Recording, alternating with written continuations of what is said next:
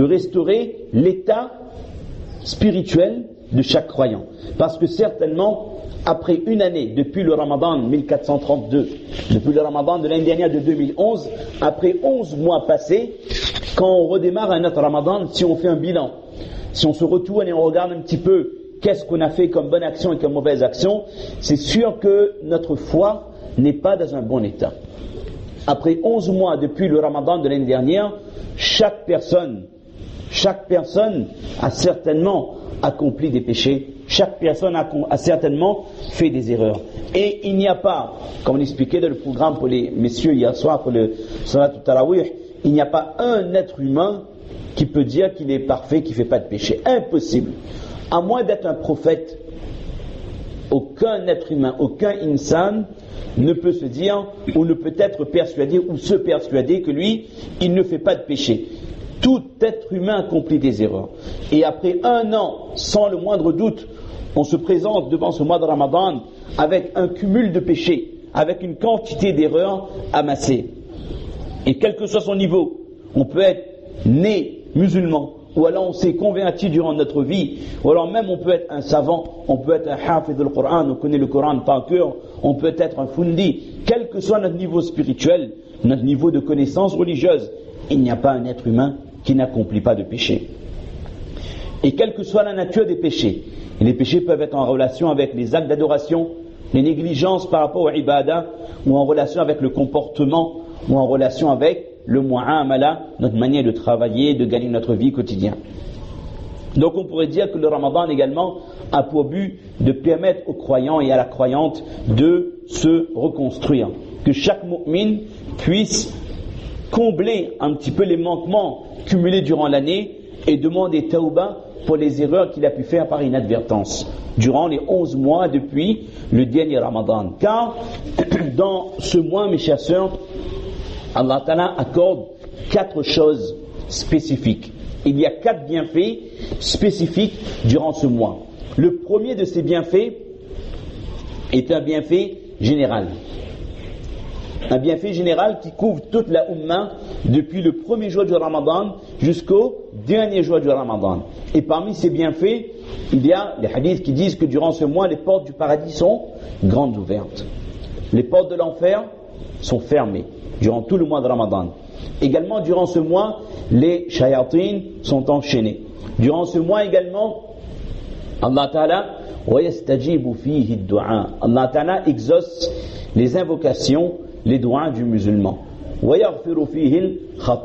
Et durant ce mois, Allah subhanahu wa ta'ala pardonne également les péchés, efface les péchés du musulman. Et durant ce mois également, il y a des choses spécifiques. Il y a des malaïkas qui sont présents en permanence, surtout au début de la journée, lorsqu'on prend le repas du suhour, le petit déjeuner, donc avant de commencer le carême, le jeûne. Le prophète sallallahu alayhi wa sallam nous explique qu'il y a des anges qui sont présents. Oui, ils font des doigts, ils font des doigts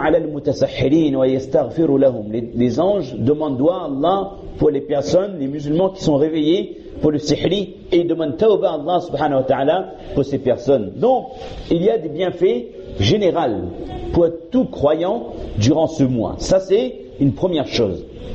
La deuxième chose qu'il y a durant ce mois, c'est qu'il y a la possibilité de se rapprocher d'Allah par des actes d'adoration spécifiques au mois de Ramadan, ou alors des actes d'adoration qui vont prendre une toute autre dimension durant ce mois. Des actes d'adoration que peut-être on fait déjà durant toute l'année, mais qui auront une valeur spéciale pendant les 29 ou les 30 jours du mois de Ramadan. Deuxièmement donc. Troisièmement, durant ce mois, il y a une immunité contre toutes les personnes ou les facteurs qui nous poussent vers le péché ou qui nous empêchent de faire les bonnes actions.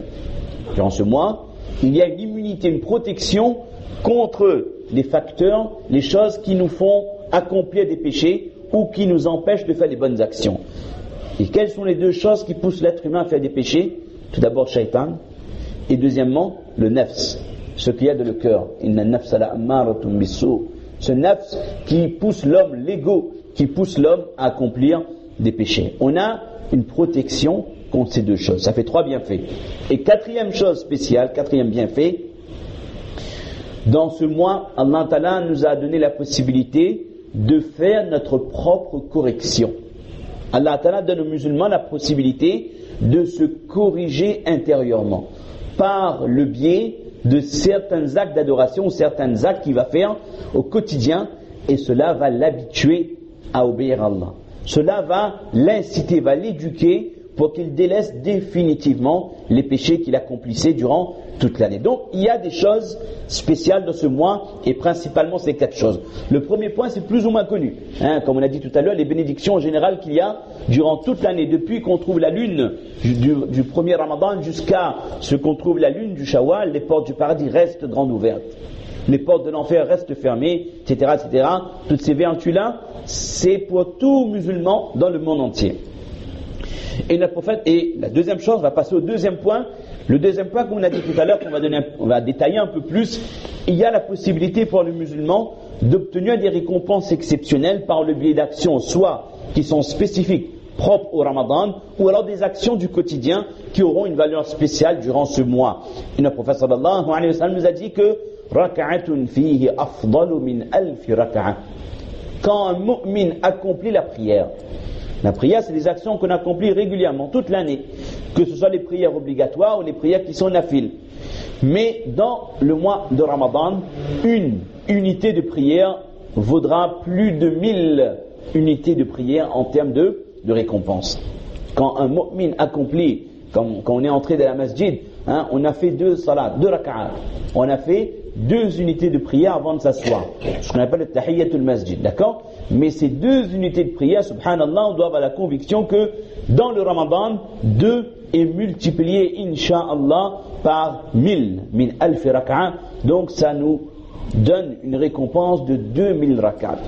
Chose que, humainement, on n'aurait pas pu faire en 24 heures. Impossible. Si quelqu'un se réveille depuis tahajjud, il fait des rak'at nafil en permanence jusqu'au soir, on ne peut pas cumuler 2000 rak'at nafil, c'est impossible. Alors que dans le mois de Ramadan, vous faites une unité de prière, un rak'at, Allah vous en rétribue 1000 fois plus. Ça, c'est quelque chose qui est propre au mois de Ramadan. Comment est-ce qu'un musulman peut laisser passer une telle occasion? Comment est-ce qu'un mu'min qui a conviction sur les promesses d'Allah et les promesses de son prophète alayhi salatu wassalam peut laisser passer une telle chance de cumuler des hasanats? Parce que vous savez, le jour des comptes, on fait un bilan comptable. Le jour des comptes, quand Allah Azza wa Jal nous remet à chaque musulman, chaque musulmane son livret d'action, et lorsqu'Allah Ta'ala nous dira Iqra kitabak kafa bi nafsika al-yawma 'alayka hasiba, qu'Allah Ta'ala remettra à chaque individu son livret de compte. Certains le recevront dans la main droite, fièrement. Ils seront heureux de montrer aux gens qu'ils ont reçu le livret de compte dans la main droite. Parce que quand on reçoit le livret de compte dans la main droite, c'est qu'on a réussi notre passage sur la terre. Ce livret de compte, c'est pas quelque chose de nouveau pour nous. Ce livret de compte, on l'a depuis qu'on est baligh. Jusqu'à notre mort, ce livret de compte, il est quelque part. Et il y a des anges qui écrivent dessus. Ils écrivent en permanence. Chaque action que j'accomplis, chaque parole que je prononce, il y a des anges kiraman katibina ya'lamuna ma taf'alun. Ils sont là et ils écrivent toute action, toute parole, chaque geste, chaque fait et geste de l'être humain. Ils ne laissent rien passer parce qu'ils ont reçu cet ordre de la part d'Allah. C'est leur mission. Ils ont été créés pour ça. Et quand un ange a été créé pour quelque chose, quand Allah Ta'ala l'a missionné de quelque chose, les anges, la ya'asuna Allah ma amarahum. Jamais ils ne désobéissent à Allah subhanahu wa ta'ala. Et on avait expliqué, je pense ici même à Saint-Clotilde, il y a 2 ans, 3 ans, l'opinion d'Imam Ahmad ibn Hanbal rahimahullah à propos de ce hadith sur les anges, dit que même quand quelqu'un est malade et qu'il soupire, même quand quelqu'un est malade et qu'il soupire, il crie un petit peu, il râle un peu de douleur, ou qu'on a la fièvre, on a l'habitude parfois de soupirer ou de crier parfois un petit peu. Même ça, Imam Ahmad dit, même ce cri-là, les anges notent. Parce que leur mission, c'est de noter tout ce qui sort de cette bouche. Et de noter tout ce qui sera accompli par ses mains, ou chaque pas accompli par ses pieds. C'est leur mission. Et puis le jour des comptes, on fera le tri entre les bonnes paroles, les mauvaises paroles, et les paroles neutres, c'est-à-dire les paroles qui sont ni bons ni mauvais, qui n'ont aucun sens spécifique, et ça sera annulé. Ça c'est pour qu'on comprenne bien conscience qu'il n'y a pas une action ou un geste ou une parole qui est fait ou prononcée par un être humain sans que les anges l'inscrivent dans le livret de compte. Et cela jusqu'à notre mort. Et quand le mu'min meurt, le livret de compte est fermé, le livret de compte est plié. Et selon certaines sources, les livrets de compte vont sous le trône d'Allah subhanahu wa ta'ala, et le jour de la résurrection, le mahshar, les livrets de compte sont distribués. Et comme on l'a dit tout à l'heure, il y en a qui vont le prendre dans la main droite, qui vont l'avoir dans la main droite. Ils seront tellement fiers qu'ils vont prendre le livret de compte, le montrer à l'humanité. Ils vont dire ha umuqra'u kitabiya. Ce sont là des scènes de l'au-delà qu'on peut comprendre, qu'on peut ne pas comprendre, qu'on peut réaliser, qu'on peut ne pas réaliser, en fonction de notre degré de iman, de notre conviction en Allah, de notre degré de foi. On peut le comprendre immédiatement, ou alors on peut juste le comprendre comme une image. On ne peut pas vraiment le réaliser si on est un peu éloigné de la religion. Mais dans tous les cas de figure, ce sont des paroles véridiques. Les paroles d'Allah qui décrit le futur de l'être humain, la situation de l'être humain dans le monde de l'invisible au moment où les comptes, où les livres seront remis.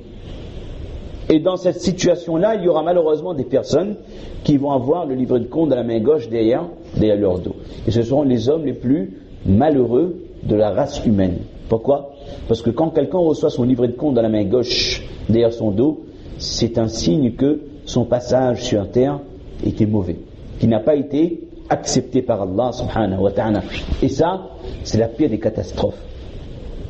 C'est pire que si un huissier vient chez vous et vous dit qu'on saisit tout, votre maison, vos meubles, votre voiture, on prend tout et vous êtes à la rue avec vos enfants. Et qu'en même temps, votre femme, votre épouse vous annonce que je te quitte. T'as plus de maison, t'as plus d'argent, t'as plus de travail, je m'en vais, je retourne chez mes parents. Et qu'un homme, un père de famille perd sa maison, perd ses biens, perd sa femme, perd ses enfants. Et qu'en même temps, un médecin il vient et vous annonce, voilà, ça c'est vraiment des scénarios catastrophiques, il vous annonce, voilà, vous avez fait des analyses de sang, je vous annonce que vous avez un cancer. Et que donc vous êtes tellement malade qu'il faudra vous hospitaliser, vous allez peut-être bientôt mourir, etc. Imaginez la situation d'un homme, de ce dunya, qui en l'espace de 10 ou 15 minutes reçoit autant de mauvaises nouvelles, autant de claques. On va dire que c'est l'homme le plus éprouvé du monde. Mais ce n'est rien par rapport à une personne qui, le jour des comptes, comprend qu'Allah Ta'ala n'a pas accepté son passage sur le dunya, qu'il n'a pas réussi l'épreuve de ce dunya. Il n'a pas su adorer Allah comme il aurait dû le faire, il n'a pas su rester éloigné du haram comme il aurait dû le faire. Et quand la personne se présente maintenant à l'étape suivante, au niveau du mizan, le mizan c'est quoi ? La balance. On pèse les bonnes actions et les mauvaises actions.